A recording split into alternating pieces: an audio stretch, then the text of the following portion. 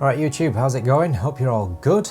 Welcome to another video. In today's video, I just want to quickly talk about the new, recently updated firmware from Sony for the Sony A7S III and its S-CINETONE color picture profile. Let's go. So Sony has now put the S-CINETONE picture profile inside the A7S III, which is phenomenal because it now crosses that gap from mirrorless photography camera to cinema camera, and you can now cross over from the A7 range to the FX range and match those colours nicely in post, which is going to offer so much more flexibility for videographers, photographers, which is great. It means you can carry your photo camera, still get video, carry your cinema camera and match them all up. Brilliant. Now we're actually shooting using the S-CINETONE picture profile now.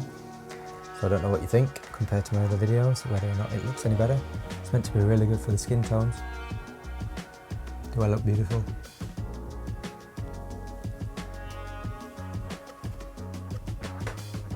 So I've done a few comparisons using S-CINETONE and picture profile off, but also picture profile 1, which I believe is standard, with a few minor tweaks.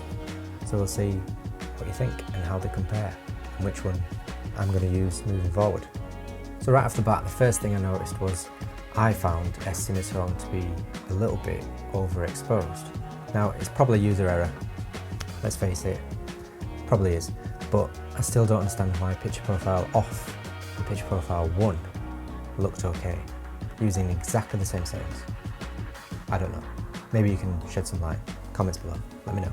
So I've taken a few shots in a few settings in a few different scenarios. So as you can see in this first example, we've got quite a high dynamic range set up.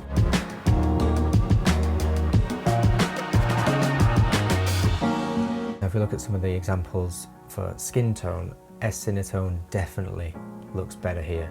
As you can see in this one, the roll off, the highlight roll off on the skin is just beautiful compared to PP-Off and PP1. There's just no comparison. S-CINETONE is definitely doing something right when it comes to skin tones. You'll notice that straight off the bat. Now I'm just doing these comparisons for myself and just putting them out there for others to see, so you can make your own decisions, but this is just for me. I just wanted to see which picture profile is best for me moving forward. Now, I know quite a lot of people prefer S-Log3. If you want to get the most out of these cameras, you need to use log footage to get the best dynamic range, but I'm not really that experienced in log and I don't really want the extra workflow. I'd rather just get something straight out of camera, bit of contrast, bit of saturation, that's it, that's me done. So I want to know if S-CINETONE is going to work for me. For skin tones it appears to be amazing, but what I have noticed is it seems to be quite desaturated compared to the other profiles, and I don't know why, but I quite like a lot of colour in my image. That's probably not everyone's cup of tea, and having something a little bit more desaturated probably looks a little bit more cinematic, but each to their own. So yeah, I'll just let these examples play through, and at the end of the video you can decide which you prefer.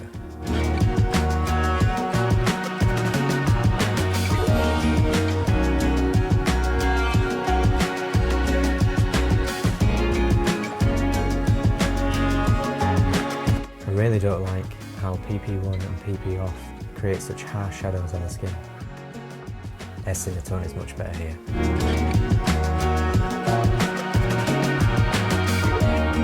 So yeah, S-CINETONE seems to perform better here, but I'm not sure. I still quite like picture profile 1. What do you think?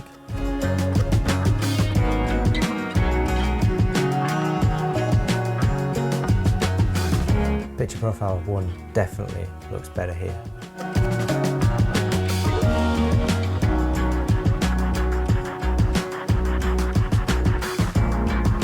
Now I'm not noticing much difference between PP1 and PP-Off on this one, but S-CINETONE is a big difference.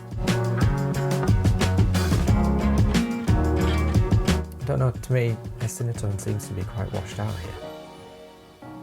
Much prefer PP1.